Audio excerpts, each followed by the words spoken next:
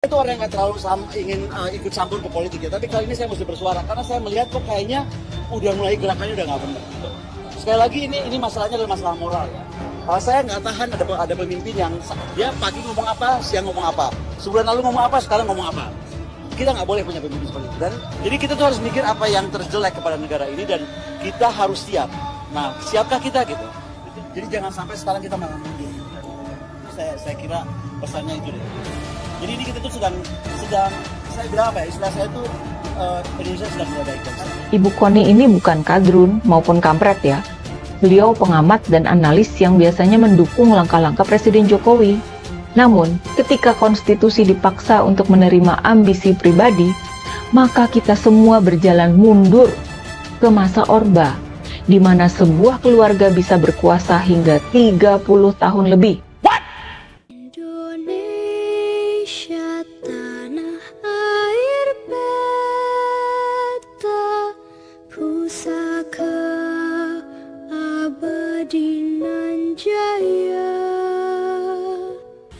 Ada seorang ibu yang merupakan pengamat militer terbaik di Indonesia maupun luar negeri.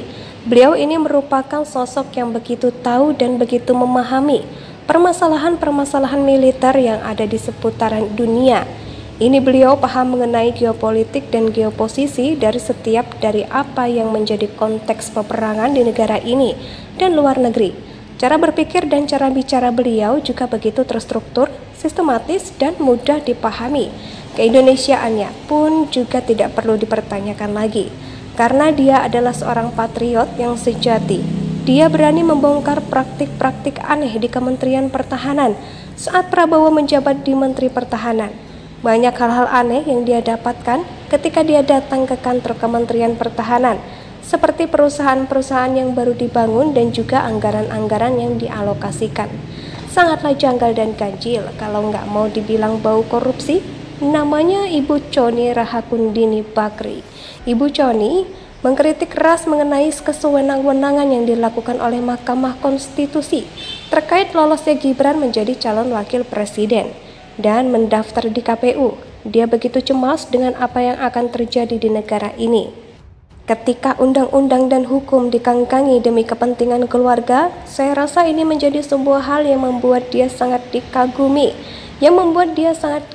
keberaniannya dan kekritisannya di dalam menanggapi sebuah hal. Begitu jelas pandangannya dan tidak neko-neko, mengatakan bahwa negara ini tidak boleh dikhianati oleh kepentingan keluarga tertentu saja, dan dia begitu dekat dengan keluarga Soekarno yang merupakan pendiri bangsa. Ini saya setuju bahwa Ibu Chony harus menjadi Menteri Pertahanan, melengsarkan posisi yang saat ini dikelola oleh orang yang gak becus dan dipecat dari tentara Kementerian Pertahanan yang memahami peperangan bisa menjadi nilai unik bagi negara ini. Nantinya jika Ganjar Pranowo dan Mahfud MD sudah dilantik dan melantik Ibu Chony menjadi Menteri Pertahanan, pemahamannya soal militer sudah tidak perlu dipertanyakan lagi, dan keberpihakannya bukan hanya kepada salah satu elemen pertahanan negara ini, seperti antara polisi saja atau antara tentara saja, melainkan dia bisa memahami keseimbangan dan mengedepankan hal itu. Ibu Chony harus menjadi Menteri Pertahanan perempuan pertama di negara ini. Caranya adalah dengan memenangkan Ganjar dan Mahfud. Tak sampai di situ saja, pengamat militer dan pertahanan Ibu Chony bereaksi keras terhadap pencapresan Prabowo dan pendampingnya Gibran, yang kalau disingkat jadi prank.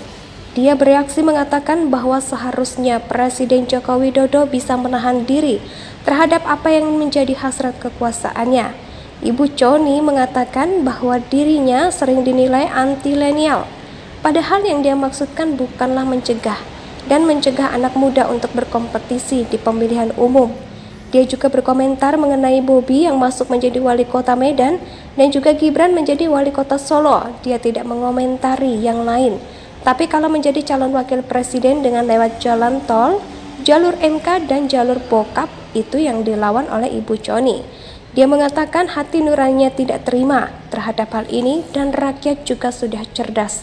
Dia mengkhawatirkan adanya gerakan people power yang akan muncul terhadap penolakan ini. Rakyat juga tidak akan terima terhadap hal ini karena kita tahu bahwa ini sudah jelas dan cenderung menjadi aib buat Presiden Joko Widodo dan Prabowo Subianto yang pernah menyebarkan hoaks terhadap Sarumpait dikebukin. Ada seorang ibu yang merupakan pengamat militer terbaik di Indonesia maupun luar negeri. Beliau ini merupakan sosok yang begitu tahu dan begitu memahami permasalahan-permasalahan militer yang ada di seputaran dunia. Ini beliau paham mengenai geopolitik dan geoposisi dari apa yang menjadi konteks peperangan di negara ini dan luar negeri. Cara berpikir dan cara bicara beliau juga begitu terstruktur, sistematis, dan mudah dipahami. Keindonesiaannya pun juga tidak perlu dipertanyakan lagi, karena dia adalah seorang patriot yang sejati. Dia berani membongkar praktik-praktik aneh di Kementerian Pertahanan saat Prabowo menjabat di Menteri Pertahanan. Banyak hal-hal aneh yang dia dapatkan ketika dia datang ke kantor Kementerian Pertahanan, seperti perusahaan-perusahaan yang baru dibangun dan juga anggaran-anggaran yang dialokasikan. Sangatlah janggal dan ganjil, kalau nggak mau dibilang bau korupsi. Namanya Ibu Chony Rahakundini Bakri.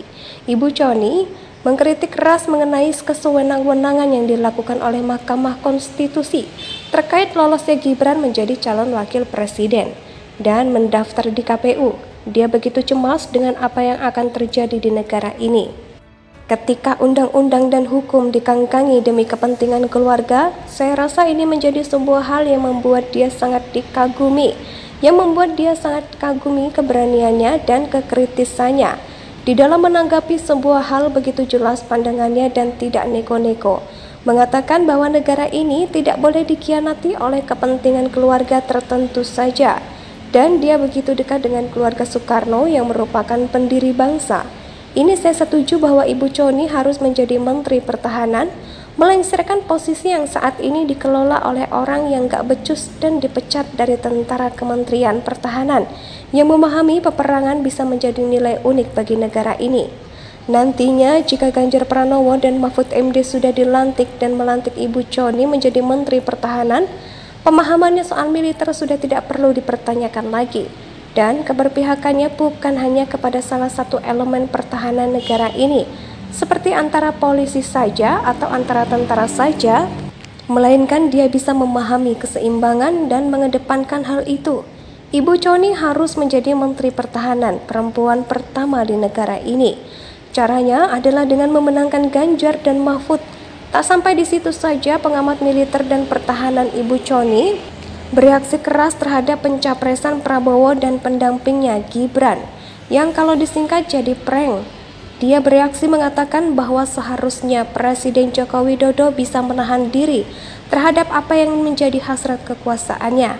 Ibu Chony mengatakan bahwa dirinya sering dinilai anti-milenial, padahal yang dia maksudkan bukanlah mencegah anak muda untuk berkompetisi. Indonesia sejak dulu kala tetap dipuja-puja bangsa.